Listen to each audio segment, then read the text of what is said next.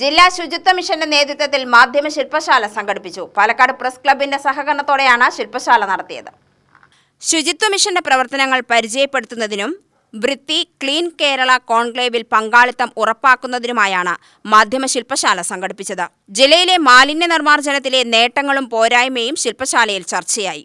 പരിപാടി ജില്ലാ panchayat president K Binumol ഉദ്ഘാടനം ചെയ്തു. ഹരിതകർമ്മ സേനാംഗങ്ങൾ വീട്ടിലേക്ക് വരരുത് എന്ന് പറഞ്ഞവരൊക്കെ ഇന്ന് ഹരിതകർമ്മ സേനാംഗങ്ങളെ കാത്തിരിക്കുന്നുണ്ട്.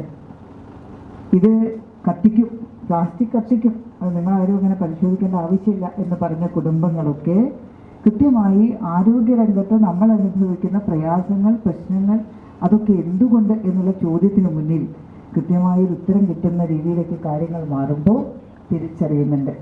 പ്ലാസ്റ്റിക് ശേഖരിച്ച് വെക്കുന്നു, ആ ശേഖരിച്ച് വെച്ച കാര്യങ്ങൾ 50 രൂപ കൊടുത്ത് കൊണ്ടുപോകുമ്പോൾ ഒരു മടിയുമില്ലാത്ത സമൂഹമായി കേരളത്തിലെ ബഹുഭൂരിപക്ഷം ആളുകളെയും മാറ്റാൻ നമുക്ക് പറ്റി.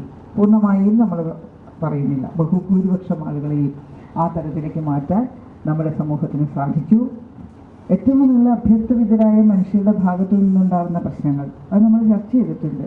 നല്ല വിദ്യാഭ്യാസമുള്ള നമ്മുടെ സമൂഹത്തിൽ ഏറ്റവും ഉയർന്നു നിൽക്കുന്ന മനുഷ്യരുടെ ഭാഗത്തു നിന്നുണ്ടാകുന്ന കാര്യങ്ങളെ നമ്മൾ എൻഫോഴ്സ്മെൻറ്റിലൂടെ കണ്ടെത്താൻ ശ്രമിച്ചപ്പോൾ അതിനും ഫലം കണ്ടിട്ടുണ്ട്.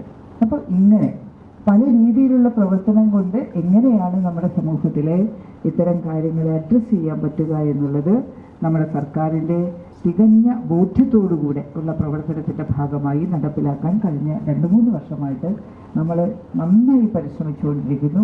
കുടുംബശ്രീ ജില്ലാ കോർഡിനേറ്റർ AK ചന്ദ്രദാസ് അധ്യക്ഷനായി.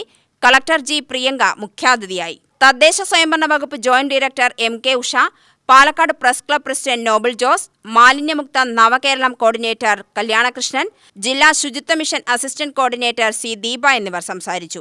ശുചിത്വ മിഷൻ ജില്ലാ കോർഡിനേറ്റർ G വരുൺ സ്വാഗതവും Palakkad press club secretary M Sreenesh നന്ദിയും പറഞ്ഞു. UTV news Palakkad.